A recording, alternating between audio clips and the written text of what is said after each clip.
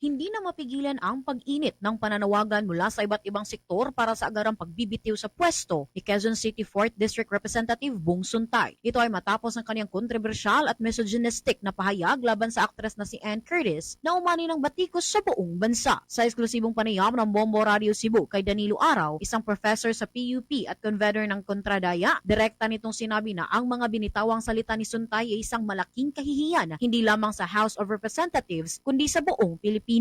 Iginit ni Araw na sa gitna ng pagdiriwang ng Women's Month, ang pahayag ng mambabatas na nag-iinit ang kanyang imahinasyon dahil sa kagandahan ng aktres ay patunay ng kawalan ng respeto at gender sensitivity. Ang nasabing hirit ni Suntay ay naganap sa gitna ng pagdepensa niya sa mga banta ni Vice Presidente Sara Duterte laban kay Pangulong Ferdinand Marcos Jr. kung saan idinahilan ng kongresista na ang lahat ng ito ay biro lamang. Ngunit ayon kay Araw, hindi matatanggap na idadaan sa ganitong uri ng bastos na biro ang usapin, lalo na't malayo ito sa tinatalakay na impeachment complaints laban sa pangalawang Pangulo. Ang alam ko po, ngayong umaga, ang sabi niya, nag-sorry siya kung may na-offend sa kanyang mga pahayag, pero inulit niya yung kanyang sinabi kahapon na wala naman daw masama, wala raw malisyoso. Hanggang ngayon, lumalabas na talagang wala siyang masyadong alam sa gender sensitivity. Women's Month pa man din. Kaya may mga tao na tama naman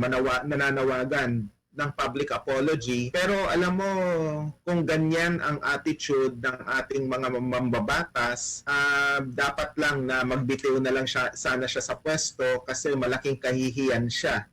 Hindi lang sa House of Representatives, kundi sa buong Pilipinas. Mula rito sa lungsod at lalawigan ng Cebu, this is Bombo Irene Ardiente and this is Bombo Radio Philippines, the #1 and most trusted source of news and information. Basta Radio.